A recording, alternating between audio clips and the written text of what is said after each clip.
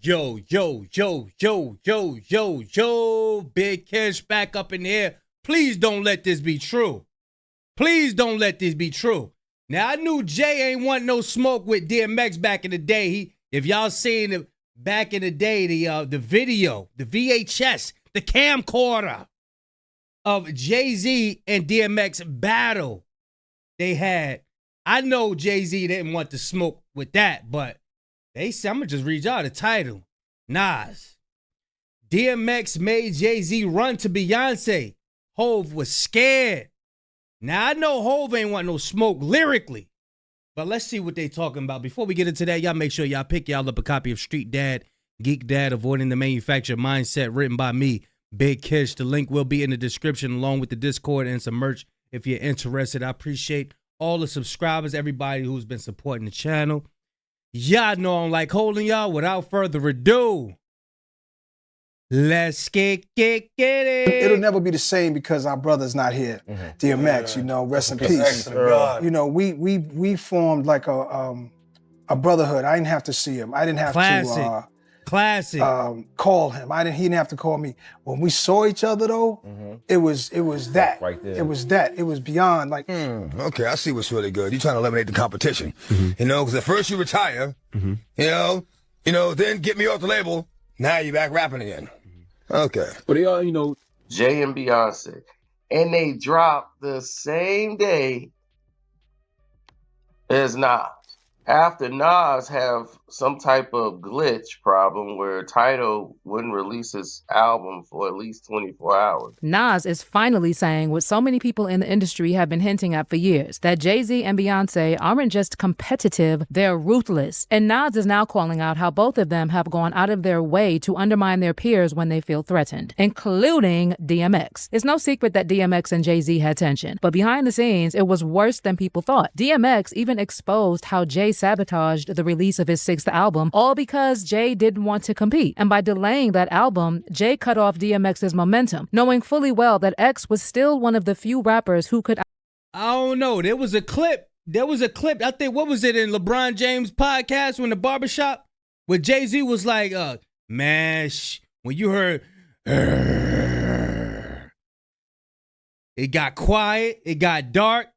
I think Jay-Z gave DMX his flowers, but let's see what we got, y'all. Let's see what we got. Outsell him at the time. Now, fast forward a few years, and Nas says Jay-Z and Beyonce pulled the exact same move on him. When Nas released his highly anticipated album, Nasir, produced by Kanye West, it was supposed to be a major comeback moment. But just one day after Nasir dropped, Jay-Z and Beyonce launched a surprise album of their own, Everything Is Love, complete with a pre-recorded music video shot in Paris. We all know you don't accidentally release an entire visual album the day after one of your oldest rivals drops his first major project in years. And Nas saw through it because this wasn't a one-time thing. It's been a pattern with Jay-Z for years. The craziest part is that Nas wasn't even trying to beef. He had moved past all that. But the Carters clearly hadn't. Whether it was jealousy, insecurity, or just straight up pettiness, Nas is now exposing how Jay sabotaged everyone he saw as competition while at the same time hiding behind his wife's image and her fandom. We work around the same time, and then the time. They said Stillmatic came out December 18th. They said Jay released Unplugged. Then they said Street Disciple November 30th. Then Collision Course. Nas's greatest hits, American Gangster. Nasir, Everything Is Love. The Lost Tape. So he running down receipts. I don't know if Nas is ignoring that. You know what I'm saying? He's trying to be on his mature stuff. You know, but hey, look, Envy running up the receipts. Yeah. Everything Is Love. The Lost Tapes, Beyonce, Jay-Z, Lion King. and that's where it got stupid with the Lion King soundtrack. The Lion King soundtrack is when it gets kind of... DMX has recently resurfaced in headlines thanks to fans revisiting how he was one of only a few rappers bold enough to call out Jay-Z directly, where others were too scared to say anything negative about either Jay or Beyonce. But the wild part is that after DMX passed in April 2021, Jay-Z popped up on LeBron James's show and tried to flip the story, talking about how DMX was too competitive, but that it was all love between them otherwise. It was a competitive thing, but it was big love. He was so competitive with me. I never met a human being more competitive with me, like ever, not even my... So that's the question. So that what they're insinuating is why didn't Jay come out and say this while he was living? That's why I tell y'all, man, give people they flowers while they living, y'all.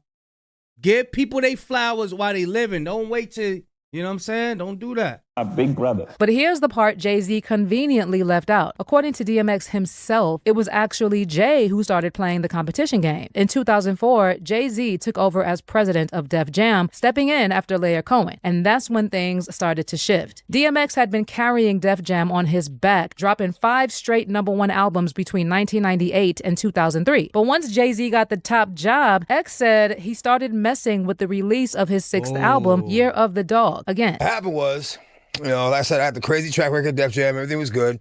You know, I go to do the 6th album, and, you know, Jay-Z became president. Yeah.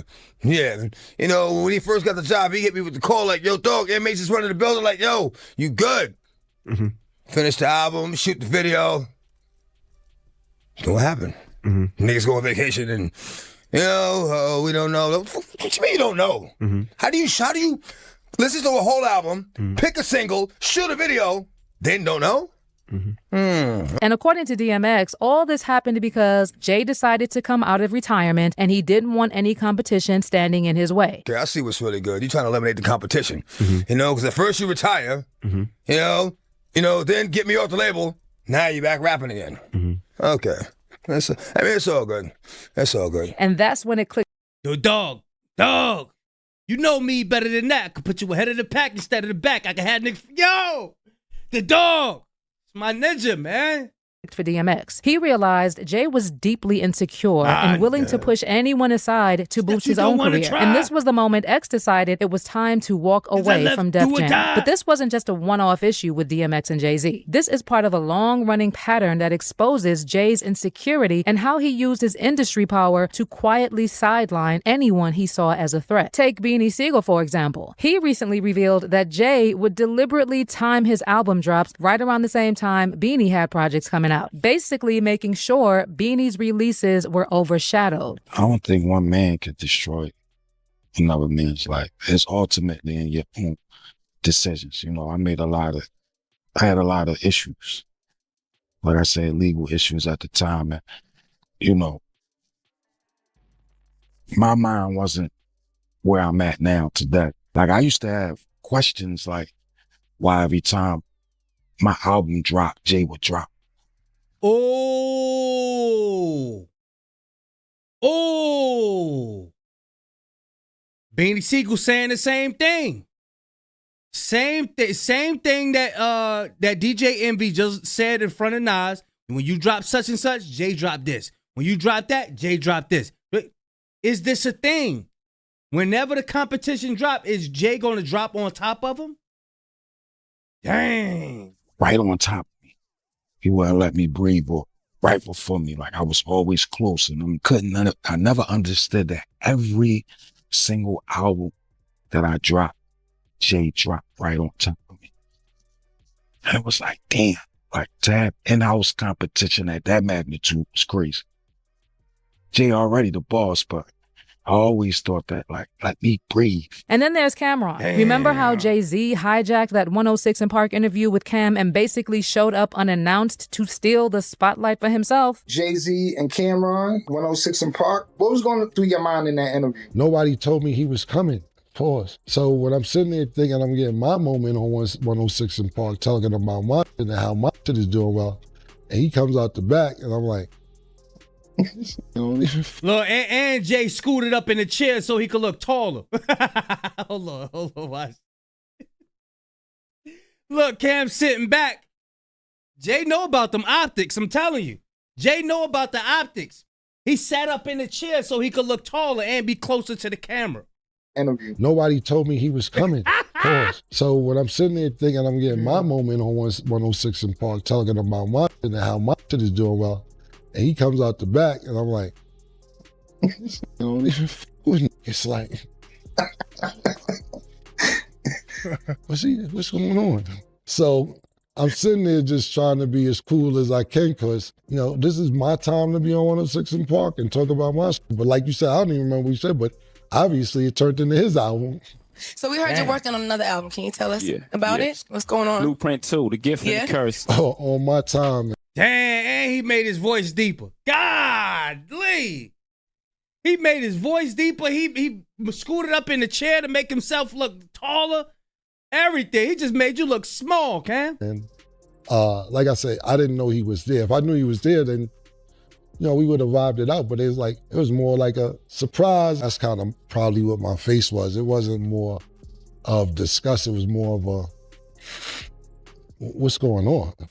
Jay-Z never wanted another artist to get ahead of him, but instead of going toe-to-toe lyrically, he pulled these sneaky moves to make sure no one could rise too close to his level. All right, now let's circle back to Nas, because he knows better than anyone how shady Jay-Z can be when he feels threatened. Jay-Z has a long history of trying to steal the spotlight from Nas by dropping projects around the same time, almost like clockwork. When Nas dropped Stillmatic in December 2001, a major comeback album, Jay released his MTV Unplugged performance just a week later to pull focus. In 2004, Nas dropped Street's Disciple, and right on cue, Jay teamed up with Linkin Park for Collision Course. Then in 2007, Nas put out Greatest Hits, and Jay dropped American Gangster just days later. But it didn't stop there. In 2018, Nas just to be fair, this just might be a coincidence. Y'all think this is a coincidence? Y'all let me know in the comments section. finally dropped his highly anticipated Kanye-produced album, Nasir. And within 24 hours, Jay and Beyonce surprise released Everything Is Love, complete with a slick music video for Ape Shit filmed at the Louvre Museum in Paris. And even more recently, when Nas dropped The Lost Tapes 2, just days later, Beyonce and Jay-Z's Lion King, The Gift Project, hit streaming platforms. There's simply no way all of these are just coincidences, and Nas doesn't think so either. But there's another side to the story, and it has to do with how Nas exposed Jay-Z for using Beyonce's image to hide behind whenever he pulls these sneaky moves. And Nas has never been afraid to say what others in the industry tiptoe around. And one of the most explosive moments came years ago during his experience on Wendy Williams' radio show. Back then, Nas didn't just call out Jay-Z's shady business tactics. He went even deeper, exposing how Jay-Z deliberately stayed silent about R. Kelly despite knowing the disturbing rumors and allegations surrounding him. Nas directly accused Jay of ignoring all the red flags just so he could profit off their joint Best of Both Worlds project. Valentino giving me stressed out. That's not what I'm going to do.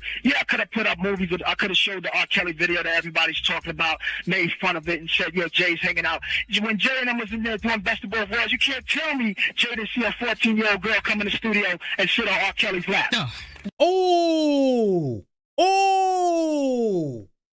Oh! You can't tell me, you won't sit here and tell me that working on that album that he ain't never seen a 14-year-old girl come. But Nas didn't stop there. He also hinted that Jay's silence might have been about more than just protecting a bag, implying that Jay wasn't just another enabler. He might have had his own skeletons in the closet. My belief is that anybody who's worked with him and been in his cipher has seen it go down. Brother needs help, and I pray for him. But if I sit there and did an album about women with him, I'm definitely maybe indulgent. He had to be indulgent for 14 years. But instead of addressing any of those allegations, Jay-Z pulled another calculated move. He buried the whole controversy surrounding his friendship with R. Kelly, financed the Surviving R. Kelly documentary, which ultimately led to Kelly's arrest, and he rebranded himself as Family Man Jay, Beyonce's husband, father of 3, and the face of black capitalism. And it's not just Nas who's called this out. 50 Cent also recently called out Jay for hiding behind Beyonce's public image and openly said that Jay's marriage is more of a business contract than a real relationship. Look, when Jay signed his contract, the big one was with Beyonce. Mm-hmm. When he signed that contract, the marriage contract, he got trophies. Now those fucking trophies, trophies came rolling in, buddy. He started getting Grammys left and right, man. I mean, look, if you look at his career, Wow. You're gonna let him say that? Jay was getting Grammys. He had one. Exactly. He had one. And he ain't show up. He has like 20 now. Oh, Lord. He had like 18 since he's been down. Look, he had one, bro. Hard Knock Life. You're not wrong. He was one. After that, he got them shits. He's like drinking. His pictures with him like fucking things the cup. Wait a minute. So you're saying the success? Nah, man. 50 Cent always hated on Jay. 50 always hated on Jay, man.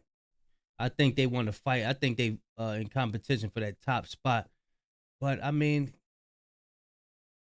in my eyes, it's like they already there. You know what I'm saying? They already at the top. Success is derived from the marriage. I've absolutely been treated differently. The accolades. Because he's no longer viewed as like a street or gangster rapper. Now he's viewed as a businessman, entrepreneur, family man. And the biggest ones because of the position Beyonce's. Oh, wow. So that's the deal he signed, huh? Yeah, that's the deal. Like, the other ones didn't count as much as that one did. And then in another interview, 50 claimed that most of Jay's Grammy wins wouldn't have happened if he weren't attached to Beyonce. You see, the kids even have Grammys. Like they don't sing yet. They don't sing. Right. They don't rap yet, and they already have Grammys and shit. So it's like they give them this trophy. So we did this ninja just say his kids don't even sing or rap and they got Grammys? Secure that they're coming. And all of this ties back to DMX because X was one of the first artists who saw through Jay's moves and wasn't afraid to call him out. Just like Nas, DMX was vocal about how Jay-Z used his power at Def Jam not to uplift others, but to sideline potential threats. And both DMX and Nas made it clear they weren't going to kiss the ring just because Jay had industry connections. And that shared resistance is why there was a mutual respect between Nas and X. I want to elaborate on something that Beanie Siegel he said. He said, no man have power over another man's life, right? And another thing I always like to talk about is working on yourself, self-improvement. You know what I'm saying? Beanie Siegel and DMX, they knew that they had something that they was dealing with internally. You know what I'm saying? Whether it be alcoholism, drug addiction, anything, you know what I'm saying? They knew that they played a part in their downfall as well because nothing stopped them from studying the business more. Like 50 Cent, you know, I've listened to his book audio, you know, and he was saying he was trying to learn the business side of it, the business side of the rap industry. So my question is, what was there to stop Beanie Siegel and DMX from learning the business side? Because remember, DMX been in the industry for a long time before his album. He been, you know, I remember somebody said that, no, the Locks is DMX little bro. They the little pups to him. But you would think that they, you know, a bigger, or well, been in the game longer. Nah, man, but, you know, that's why I said, man, work on yourself, you know, and take accountability for your actions as well. Because you could point the finger at somebody like, yeah, he did this to me, he did this to me, he did this to me. Where on the way, there were so many loopholes for you to free yourself from whatever contract, whatever bad business dealings you were in, and you didn't because of your own habits that you had. So I would say that about Beanie Siegel and DMX. They were supposed to reflect and do self-improvement instead of, you know, indulging in whatever they was indulging in. But yeah, man, I love this combination right here. X and Nas and Belly, classic. Let's get it. X. They were two of the only ones brave enough to break the silence and speak on Jay-Z's calculated manipulations. So when DMX passed, it hit Nas hard. Not because he lost a friend, but because he lost one of the few people in the industry who saw what was really going on and dared to speak on it. My brother DMX, it's an honor to be here tonight. At the same time, it's a sad day. It's a glorious day. We stood outside the Tunnel nightclub about to shoot a scene, and he looked at me and tears in his eyes because he knew about the journey he was about to embark on, becoming a hip-hop icon. I want to say my condolences to my brother DMX family, to all his beautiful kids, to Yonkers, to Rough Riders, Swiss Beats, D, Y, Eve, Locks, the whole family, Drag On, everybody. I said my piece, love. Dang. Beautiful. That's beautiful. Beautiful, man. Nas always, he had a good spirit, man. Nas always had a good spirit, man. But Nas and DMX were more than just colleagues and friends. They were truth tellers exposing the behind-the-scenes games that Jay-Z tried so hard to hide. From sabotaging albums to hiding behind Beyonce's image, Jay's shady industry moves run deep. But the question is, how much of this do fans really see or understand? What do you think about Jay's tactics when it comes to handling competition? Do you believe Nas and DMX were right to call him out, or is it just part of the game in the music industry? And how do you think Beyonce's image plays into Jay's success and legacy? Leave all your thoughts. Yeah, y'all let me know what y'all think. Do y'all think Jay-Z was doing shady business dealings behind the scenes? Or is Beanie Siegels, DMX, and Nas, are they tripping? What y'all think? Y'all let me know in the comment section. Big Cash signing out. I'm going, y'all.